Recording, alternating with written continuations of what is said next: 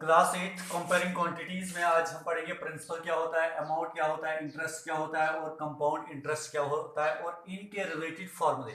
Principal किसके बराबर होता है, अमाउंट, इंटरेस्ट, कंपाउंड इंटरेस्ट, इन सब के फार्मूले भी हम पढ़ेंगे। लेकिन पहले ये समझेंगे कि प्रिंसिपल क्या होता है, अमाउंट क्या होता है, इंटरेस्ट क्या होता है और कंपाउंड इंटरेस्ट क्या होता है। देखिए, सबसे पहले प्रिंसिपल क्या होता है। प्रिंसिपल होता है वो पैसा जो हम कहीं पे इन्वेस्ट करें, चाहे हम किसी बिजनेस में इन्वेस्ट करें, चाहे हम किसी बैंक में पैसे भरें, तो उसको हम कहते हैं प्रिंसिपल। जो पैसा आप बैंक में भरते हो, जैसे कि कोई 10,000 रुपये बैंक में भरेगा, तो उन 10,000 को हम कहेंगे कि ये प्रिंसिपल। जो भी पैसा आप भरते हो, किसी को देते हो इंटरेस्ट पे, चाहे आप बैंक में भरो, चाहे आप किसी इंसान को दो, चाहे किसी बिजनेस में लगाओ, तो उसको हम कहते हैं प्रिंसिपल, जो यहां से हम पैसे। और अमाउंट होता है जो हमें पैसा वापस मिलता है। अमाउंट वो पैसा होता है जो हमें वापस मिलता है इंक्लूडिंग इंटरेस्ट, सूद लेके। सूद लेके जो हमें पैसा वापस मिलेगा, तो उसको हम कहेंगे अमाउंट। फॉर एग्जाम्पल, क्या आपने किसी को 10,000 रुपए दिए, जो 10,000 आपने दिए, तो इसको हम कहेंगे प्रिंसिपल। जो 10,000 रुपए आपने किसी को दिए या बैंक में भरे, तो इन 10,000 को हम कहेंगे कि ये प्रिंसिपल है। वहां से आपको इंटरेस्ट मिला, एक साल के बाद इंटरेस्ट आपको मिला 1,000 रुपीज। 1,000 रुपीज आपको इंटरेस्ट मिला। 10,000 आपने यहां से भरे थे, 1,000 आपको इंटरेस्ट मिला, तो टोटल पैसा अब आपका कितना है उस बैंक में या उस शख्स के पास। तो वो बनेगा 10,000 जो आपने दिया था और इंटरेस्ट 1,000, वो बनेगा 10,000 प्लस 1,000 इक्वल्स टू 11,000। जो ये 11,000 आपको वहां से वापस मिला, तो इसको हम कहते हैं अमाउंट। प्रिंसिपल वो पैसा जो आपने भरा, और अमाउंट वो पैसा जो आपको वापस मिला। अब इसके बाद है इंटरेस्ट। इंटरेस्ट की दो टाइप्स है, एक है सिंपल इंटरेस्ट, एक होता है सिंपल इंटरेस्ट।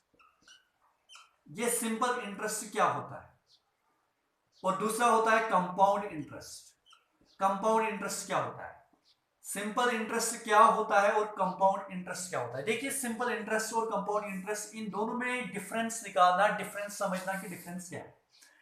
सिंपल इंटरेस्ट वो इंटरेस्ट होता है, अगर आपने किसी को पैसे दिए 10,000 रुपए, 10,000 रुपए दिए, उसने कहा कि मैं एक साल का 1,000 आपको इंटरेस्ट देता हूं। आपने 10,000 दिए, उसने वहां से वापस कहा कि आप मुझे 10,000 रुपए दो, मैं आपको एक साल का 1,000 रुपया देता हूं, और 5 सालों के बाद मैं आपको सारा पैसा ये वापस करूंगा इंक्लूडिंग इंटरेस्ट। इंटरेस्ट लेके सारा पैसा वापस करूंगा। तो देखिए, आपने 10,000 दिए यहां से, तो 5 सालों में इंटरेस्ट कितना चढ़ेगा, 5 सालों में इंटरेस्ट चढ़ेगा 5,000 रुपए। आपने 10,000 यहां से दिए थे, 5,000 इंटरेस्ट चढ़े 5 सालों में, हर एक साल में 1,000 का इंटरेस्ट चढ़ा, 5 साल में 5,000 का इंटरेस्ट।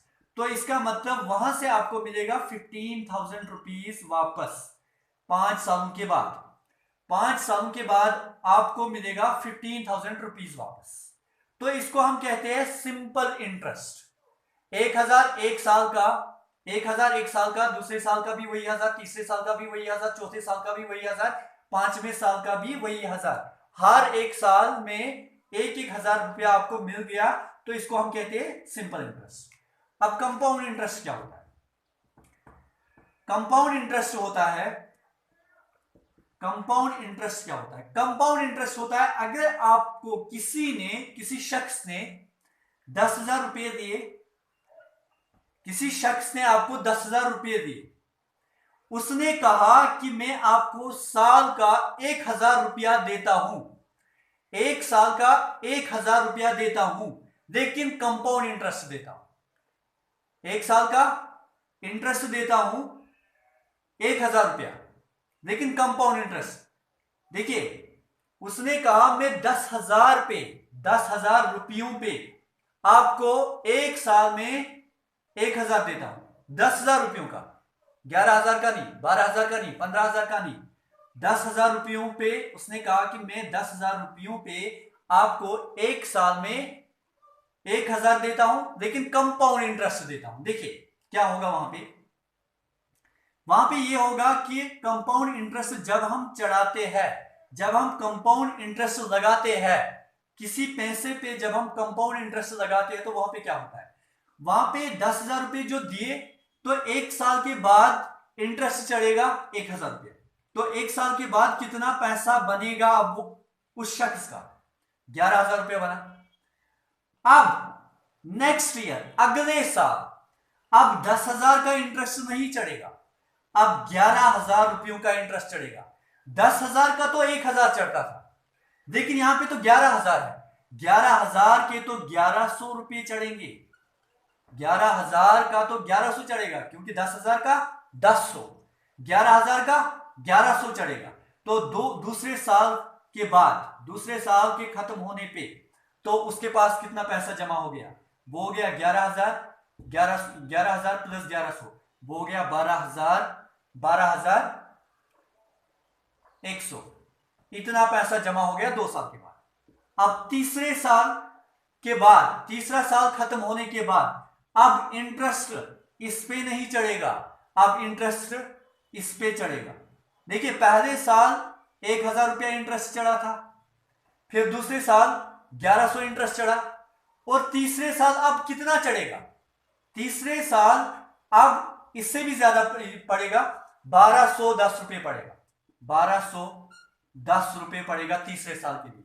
तो तीसरे साल के खत्म होने के बाद पैसा कितना अब उस शख्स का जमा हो गया, उसका जमा हो गया 12,100 प्लस 1,200, तो वो होता है 0 प्लस 0 0, 1 प्लस 0 1, 2 प्लस 1 3, 1 प्लस 2 3, और ये 23,000, ये सॉरी 0 प्लस 0 होता है 0,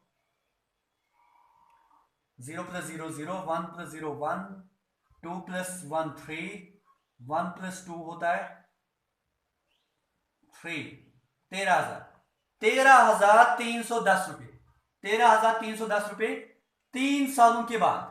अब अगर चौथे साल के बाद इंटरेस्ट चढ़ाना होगा तो वो इस पे चढ़ेगा, पांचवें साल का इंटरेस्ट चढ़ाना होगा तो वो इस पे चढ़ेगा। देखिए फिर से एक एग्जांपल देता हूं, आपने 1,000 रुपया बैंक में भरा, 1,000 रुपया आपने बैंक में भरा, बैंक में आपको इंटरेस्ट मिलता है 10% का, बैंक में 10% का इंटरेस्ट मिलता है। 10% का जब आपको इंटरेस्ट मिलेगा, जितने साल आप बैंक में पैसे रखोगे तो उतने साल वो कंपाउंड इंटरेस्ट बढ़ता रहेगा, कंपाउंड इंटरेस्ट चढ़ रहा है। देखिए जब आपने एक साल के लिए बैंक में पैसा रखा तो आपके पास, आपने 1,000 रुपया भरा, 10% इंटरेस्ट चढ़ा, तो वो होता है 1,100 रुपया आपको बनेगा, आपका बनेगा। अगर आप चाहोगे, फॉर एग्जाम्पल आपने चाहा आप बैंक से निकाल सकते हो, तो आपको कितना देगा बैंक, 1,100 रुपये देगा।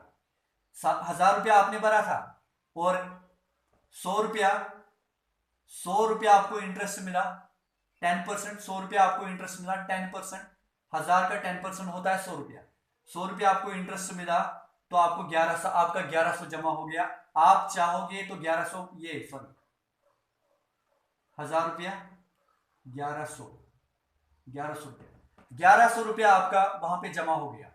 आप चाहोगे तो ये 1,100 बाहर निकाल सकते हो, नहीं तो वही रहने दो। चलिए आपने फिर से वही रखा, फिर से बैंक में ही आपने पैसा रखा, लेकिन जब आपने बैंक में फिर से पैसा रखा तो अगले साल नेक्स्ट ईयर फिर से आप गए, तो आप मुझे बताइए इंटरेस्ट कितना चढ़ा होगा। पहले साल तो 100 रुपया इंटरेस्ट चढ़ा था, अब दूसरे साल कितना इंटरेस्ट चढ़ेगा, दूसरे साल अब 100 नहीं चढ़ेगा, अब 110 रुपया चढ़ेगा, क्योंकि पहले साल 1,000 का इंटरेस्ट चढ़ा था, दूसरे साल इंटरेस्ट चढ़ेगा अब इसके ऊपर 1,100 के ऊपर, और 1,100 का 10% होता है 110 रुपया, तो ये आपका इंटरेस्ट बनेगा। तो ये बनेगा, इन दोनों को ऐड करो तो बनेगा 1,210 रुपया। अब अगर दूसरे साल के बाद, 2 साल खत्म होने के बाद आप चाहोगे तो बाहर निकाल सकते हो, नहीं चाहोगे तो वहीं पे रखो। वहां पे जब हमने रखे, अब तीसरे साल के खत्म होने के बाद आपको जो इंटरेस्ट मिलेगा वो किस पे मिलेगा? इंटरेस्ट वो इस पैसे पे मिलेगा। तो इस पैसे पे 1210 रुपए का जो इंटरेस्ट बनेगा तो वही मिलेगा। इसका मतलब देखिए यहां पे खाली अपने पैसे का सूद नहीं चढ़ता है। जो आपने 1000 रुपया भरा, खाली उसका सूद नहीं चढ़ा, यहां पे जो आपका सूद बना, सूद पे भी सूद चढ़ा, सूद पे भी सूद चढ़ा, उसी को कहते हैं कंपाउंड इंटरेस्ट। तो ये है डिफरेंस सिंपल इंटरेस्ट और कंपाउंड इंटरेस्ट के बीच में। आपसे अगर कोई पूछेगा सिंपल इंटरेस्ट क्या होता है, सिंपल आप शॉर्ट में ये कहोगे कि सिंपल इंटरेस्ट में इंटरेस्ट चढ़ता है खाली उस पैसे का जो हम भरते हैं। कंपाउंड इंटरेस्ट में इंटरेस्ट का भी इंटरेस्ट चढ़ता है, जो सूद मिलता है उस पर भी सूद चढ़ता है, तो इसको कहते हैं हम कंपाउंड इंटरेस्ट। अब मैं आपसे कुछ फार्मूले बता देता हूं, वो फार्मूले आप याद रखोगे जिनका यूज हमें करना है इस एक्सरसाइज में।